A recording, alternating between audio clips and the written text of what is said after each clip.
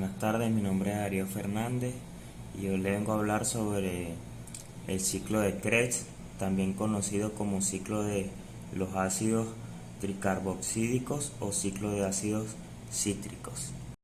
La primera molécula que se utiliza para iniciar el ciclo de Krebs es el piruvato, que procede de la glucólisis. El piruvato se transforma en acetilcoenzima A, que se conoce como acetil-CoA. Esta transformación se produce por la acción de un complejo de 3 enzimas que se llama piruvato deshidrogenasa. Al ser una deshidrogenasa, producirá un NADH. El piruvato tiene 3 moléculas de carbono, en cambio el acetil-CoA tiene 2 moléculas de carbono. Ha perdido una molécula de carbono para transformarse en acetil-CoA, que se pierde en forma de CO2. El ciclo de Krebs empieza cuando una molécula llamada oxalacetato, que tiene 4 carbonos, se combina con el acetil-CoA, que tiene 2 carbonos, y produce el citrato, que es una molécula de 6 carbonos. El citrato se transforma en cis-aconitato, que es otra molécula de 6 carbonos. El cis-aconitato se transforma en otra molécula que se llama isocitrato, que también tiene 6 carbonos. El siguiente paso es el de isocitrato a alfa-cetoglutarato. El D-isocitrato tiene 6 carbonos y perderá uno para formar el alfa-cetoglutarato, que tiene 5 carbonos. En este proceso de carbono se pierde en forma de CO2, se produce un NADH.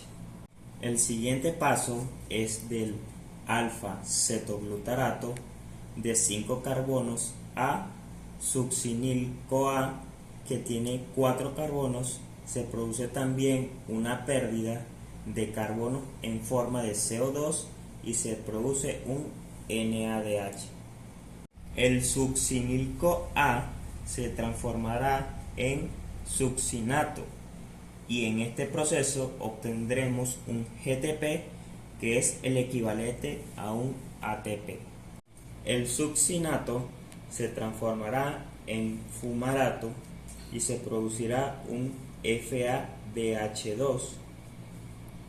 El fumarato incorporará una molécula de agua y se transformará en malato. Al final, el malato se transformará en oxalacetato, cerrando el círculo y produciendo un NADH. Entonces tendremos oxalacetato disponible para combinarse con el acetil-CoA y empezar otra vez el ciclo de Krebs. En cuanto a las enzimas, la citrato sintanasa es el que sintetiza el paso del acetil-CoA más oxalacetato a citrato. El paso de citrato a cis-aconitato es catalizado por la enzima aconitasa. El paso del cis-aconitato a de-isocitrato es catalizado también por la aconitasa.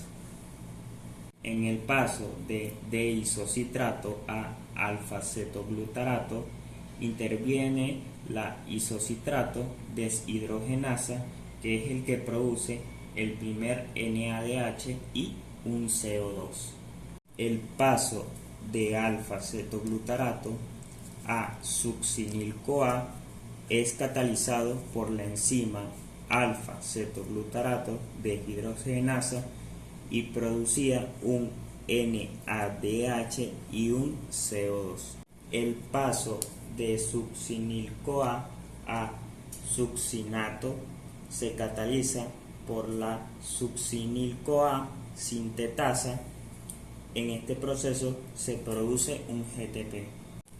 La succinato deshidrogenasa cataliza el paso de succinato a fumarato y se produce en este proceso un FADH2.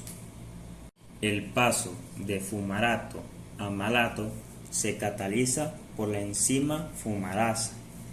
La malato deshidrogenasa cataliza el paso de malato a oxalacetato con la producción de un NADH.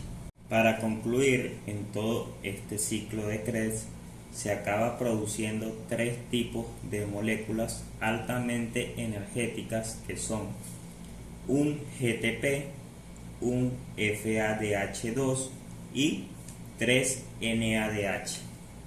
Recordemos que cuando empieza esto a partir de una molécula de glucosa, a nivel de la glucólisis hay un desdoblamiento en rutas, o sea que de una glucosa tendremos dos ciclos de Krebs, es decir, este resultado, si permitimos de una sola glucosa, sería doble, sea 2 GTP, 2 FADH2 y 6 NADH.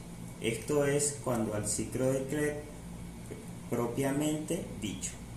Ahora bien, si tenemos en cuenta que entre la glucólisis y el ciclo de Krebs hay un paso intermedio que es el piruvato a acetil-CoA, vemos que previo al ciclo de Krebs se produce un NADH, pero como de una glucosa aparecen dos piruvatos, serían dos NADH que se sumarían a los anteriores, es decir, tendríamos 2 GTPs, 2 FADH2 y 8 NADH.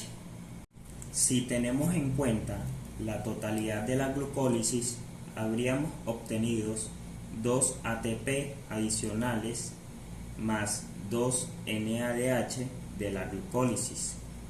En totalidad serían 10 NADH.